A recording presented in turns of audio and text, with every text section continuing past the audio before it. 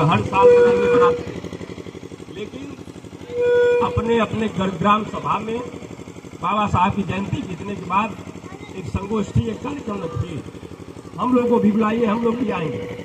और जितने भी बहुत चिंतक लोग हैं जो बहुजन समाज की सोच में सोच मिलाते हैं और जो जानते हैं कि बाबा साहब भीमराव अम्बेडकर ने क्या किया है हम लोगों के लिए, उन सभी लोगों को बुलाइए और एक संगोष्ठी का कार्यक्रम करिए। और अपने जो नौजवान साथी हैं, जो पढ़ते लिखते हैं, जो अभी हाई स्कूल इंटर में ग्रेजुएशन कर रहे हैं, उनको बताने का काम करिए कि बहुजन समाज के लिए बाबा साहब भीमराव अम्बेडकर ने क्या किया।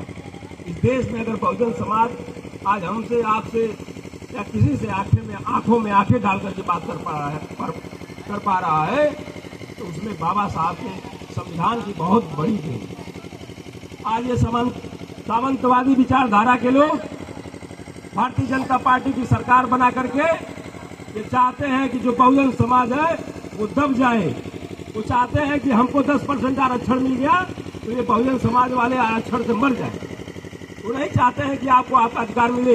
इस देश में सबसे ज्यादा आबादी बहुजन समाज के लोगों की है, 90% हमारी हिस्सेदारी है, लेकिन हमको 90% आज तक नहीं मिला।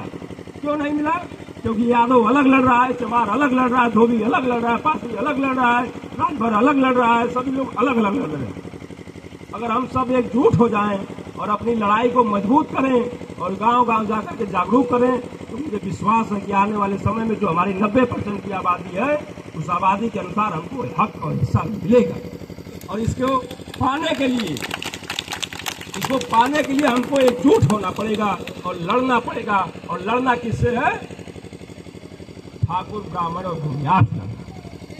मैं खुल करके बोलता, मैं डरता नहीं हूँ किसी से। मैं राजनीति में आया किसी के सहारे नहीं आया हूँ, मैं अपने बदौलत आया हूँ, अपने समाज के विचार के बदौलत आया हूँ। जो हमारे बाबा साहब भीमराव अम्बेडकर का विचार था उसके बदौलत में आया हूँ। और राजनीति में हम लोग किसी के सहारे नहीं आए।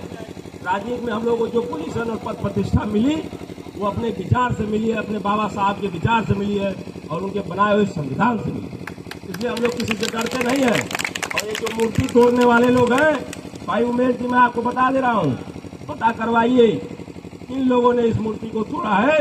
अगर उन लोग मूर्ति तोड़ने वाले मिल जाएंगे तो उनको थाने में नहीं, हम लोग पहले अपने इलाज करेंगे, उसके बाद हम लोग थाने में लेके जाएंगे। इसी हिसाब से अपनी बात को विराम करता हूँ। बहुत बहुत धन्यवाद। जय भीम, जय भारत, जय संविधान।